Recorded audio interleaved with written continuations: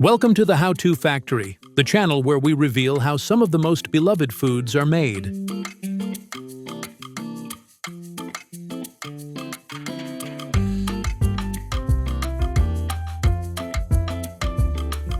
Today we're diving into the creamy, stretchy, and delicious world of fresh mozzarella. Whether layered in a Caprese salad, melted onto a pizza, or simply enjoyed with a drizzle of olive oil, fresh mozzarella is a staple in kitchens worldwide. But how is this soft, milky cheese made in a factory? Let's take a closer look at its journey from fresh milk to the perfect mozzarella ball. The origins of mozzarella date back centuries to southern Italy, where cheesemakers first developed this iconic cheese using buffalo milk. Traditionally, mozzarella was made by hand in small batches, following a method called pasta filata, or stretched curd. Today, modern factories use advanced technology to scale up production while maintaining the same time-honored process. By the way, if you love learning how everyday foods are made, consider subscribing to the channel. We post videos like this every week, and your support helps us. The process begins with high-quality milk, typically from cows or buffalo. In large-scale mozzarella production, the milk arrives at the factory in refrigerated tankers, ensuring it stays fresh. Before processing begins, the milk is tested for purity, fat content, and temperature. Any milk that doesn't meet quality standards is discarded. Once approved, the milk is pasteurized by heating it to a precise temperature to eliminate harmful bacteria while preserving its natural flavor. With pasteurization complete, it's time to transform the milk into curds. Cheesemakers add rennet, a natural enzyme that helps coagulate the milk, and bacterial cultures that develop the cheese's flavor and texture. The milk thickens within 30 to 40 minutes and forms a solid curd, separating from the liquid whey. The curd is then carefully cut into small pieces, allowing more whey to drain out. Next comes the key step that gives mozzarella its signature stretch: the heating and stretching. The curds are placed into large vats of hot water where they are heated to around 175 degrees Fahrenheit. This softens the curds, making them elastic and pliable.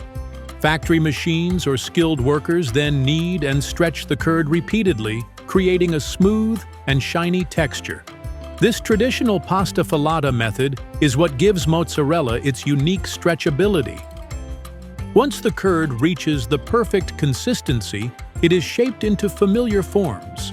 Depending on the product, machines portion the mozzarella into small balls, logs, or larger blocks. Some factories still shape the cheese by hand for artisanal batches, while others rely on automated molding systems for precision and efficiency. After shaping, the fresh mozzarella is immediately cooled in cold water or brine. This step helps the cheese firm up while locking in moisture, giving it that soft, juicy texture.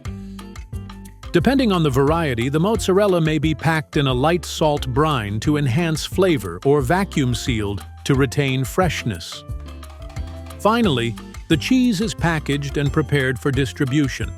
Factory workers or automated systems place the mozzarella into containers, ensuring proper labeling with details like weight, ingredients, and expiration dates. Since fresh mozzarella has a shorter shelf life than aged cheeses, it's shipped quickly to grocery stores, restaurants, and markets worldwide, ready to be enjoyed within days of production. And just like that, fresh mozzarella goes from farm-fresh milk to the delicious cheese we all love. Whether served fresh, melted, or paired with tomatoes and basil, mozzarella's creamy texture and mild flavor make it a favorite in countless dishes. Today we're stepping into the world of goat cheese, a creamy, tangy, and versatile cheese that has been enjoyed for centuries. Whether spread on crackers, crumbled onto salads, or melted into a delicious dish, goat cheese offers a rich, distinct flavor that sets it apart from cow's milk cheeses. But how is it made in a factory? Let's take a closer look at the journey from farm to table. Goat cheese, or chèvre as it's known in French, has been produced for thousands of years. It dates back to ancient civilizations, where goats were among the first domesticated animals. Goat milk was easier to digest and required less land and resources than cow's milk, making it a staple in many cultures. Today, goat cheese is produced on a much larger scale, but the process still follows traditional cheese-making techniques. By the way, if you love learning how everyday foods are made, consider subscribing to the channel. We post videos like this every week, and your support helps us. It all starts on the farm, where dairy goats are carefully raised and milked. The milk is collected daily and transported to the cheese factory in refrigerated tankers. Upon arrival, the milk is tested for quality, fat content, and bacterial purity to ensure only the best raw materials go into the cheese. Once approved, the milk undergoes pasteurization, where it is heated to kill harmful bacteria while preserving its natural flavor and nutrients. After pasteurization, it's time to transform the milk into cheese. Cheesemakers add a combination of lactic acid bacteria and rennet to the warm milk, triggering the coagulation process.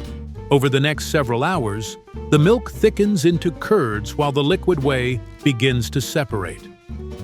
Unlike cow's milk cheese, goat cheese has a naturally softer curd due to the smaller fat globules and higher acidity of goat's milk. Once the curds have fully formed, they are carefully cut and drained. Traditional goat cheese is made using a slow draining method, allowing gravity to remove excess whey while preserving the delicate texture naturally.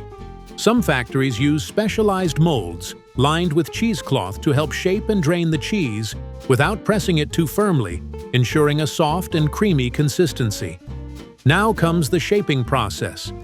Depending on the type of goat cheese being made, the curds may be hand-formed into logs, rounds, or small wheels. Soft, fresh goat cheese is usually molded into small cylinders, while aged varieties are shaped into larger rounds and allowed to mature. The cheese is lightly salted to enhance flavor and help preserve its freshness. Some goat cheese also comes in small, crumbled pieces, making sprinkling over dishes like salads, pizzas, and pasta easy. If the cheese is meant to be aged, it is transferred to special aging rooms where temperature and humidity are carefully controlled.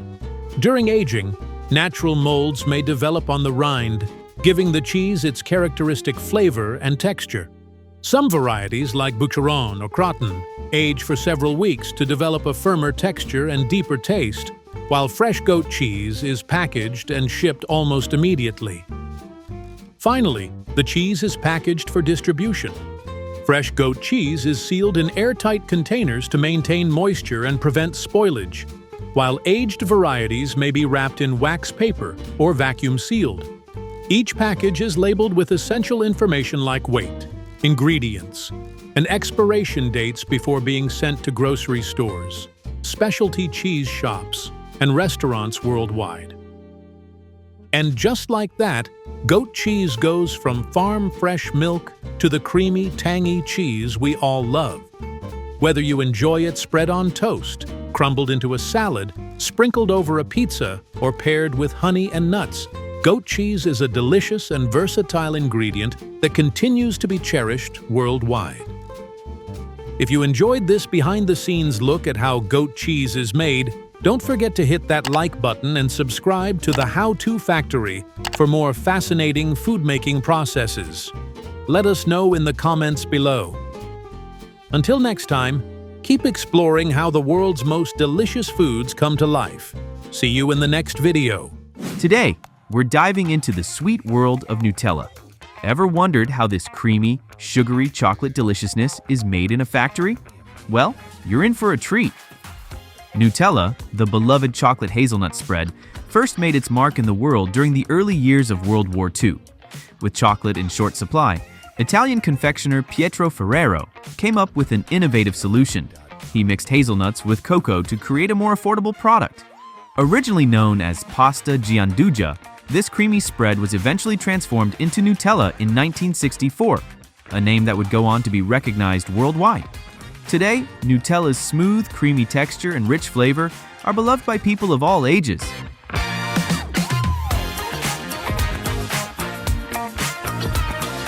And I'm here to show you exactly how it's made, from the cocoa farms of Ghana to the jars on store shelves.